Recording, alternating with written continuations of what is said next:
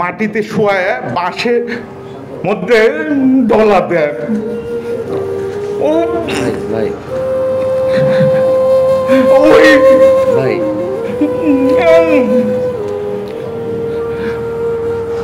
আমাকে 19 দিন ঘুম ডাকছিল। আমি আমার ঘটনাগুলি যখনই বলতে চাই আমি ট্রমাটাইজড হয়ে যাই। আমার এই ঘুমের ফলে আমার ব্রেনের সামনের অংশ শুকে যায়, আমাকে ইলেকট্রিক শক দেয়। ভাই ভাই আমি এই রাষ্ট্রকে নিরাপদ রাষ্ট্র চাই। আমরা মহিউদ্দিন ফারুকের বিচার চাই।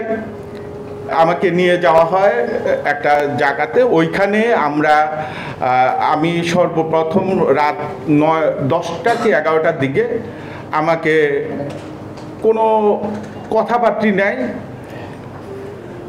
বলল যে তুই কেন ফেসবুকে লেখোস, কেন অনলাইনে লেখোস, প্রেসিডেন্ট থেকে শুরু করে শেখ হাসিনা কেউকে বাদ রাখিস না, সব কিছুর বিরুদ্ধে লেখোস, এই কথাগুলি বলতেছে। আর ওই সময়ে আমাকে প্রচণ্ডভাবে ওদের মাটিতে শোয়ায় বাঁশের মধ্যে ডলা দেয়। ও ভাই ভাই ওই ভাই আমরা চাই বাংলাদেশ সবার জন্য নিরাপদ হোক। একটা লোক লেখার কারণে গুম হয়ে যাবে। আমার বাবা, বৃদ্ধ বাবা, রাস্তায় রাস্তায় ঘুরেছে, হাসপাতালে মর্গে খুঁজছে, আমাকে 19টা দিন আমাকে চরম অত্যাচার করছে। আমার একটা বর্ণনা আপনাকে বলি, ছোট্ট একটা বর্ণনা। একদিন ওরা আমাকে ফ্লোরের মধ্যে শুয়ে বুট দিয়ে আমার হাতের উপরে লাফাচ্ছিল যে কোনোদিন আর লিখবি না। আমি কবিতা লিখতাম, ছোটখাটো বিভিন্ন কৃষি বিষয়ক লেখা লিখতাম, এবং আমার লেখার অভ্যাসটা ওইখান থেকে আসা।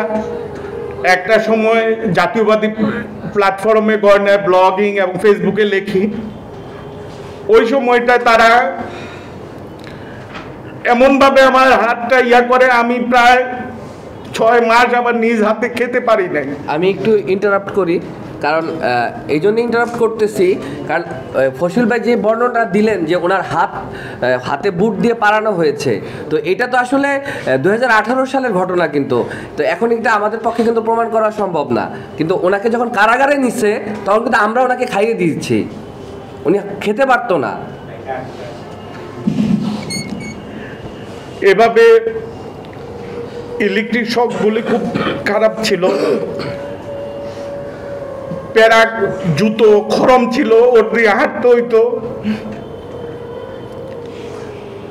আসলে বর্ণনাগুলি দেওয়া অসম্ভব, এটা মুখে বলা যাবে না। আমার বাবা একসময় আমি যখন ফিরে আসি, আমার বৃদ্ধ বাবা বলতো যে তোদের পড়াশোনা করে মানুষ করে কি লাভ হয়েছে, এদেশে ইন্ডিয়ান পরে সৌদি আরব পাঠিয়ে দেওয়াই ভালো। আমরা মানুষের কি লাভ, আমরা যদি কথা বলতে না পারি, নিরাপদ বাংলাদেশ না পাই। আমরা এখন পর্যন্ত গুমের শাস্তি কি হবে আমরা এটা জানি না। আমরা এই আইনের সুস্পষ্ট বিধান চাই। গুমের অবশ্যই সর্বোচ্চ শাস্তি ফাঁসি হতে হবে। আমরা গুম কমিশনে আমাদের অভিযোগ দাখিল করছি, এই অভিযোগ এখনো আমলে আসে নাই।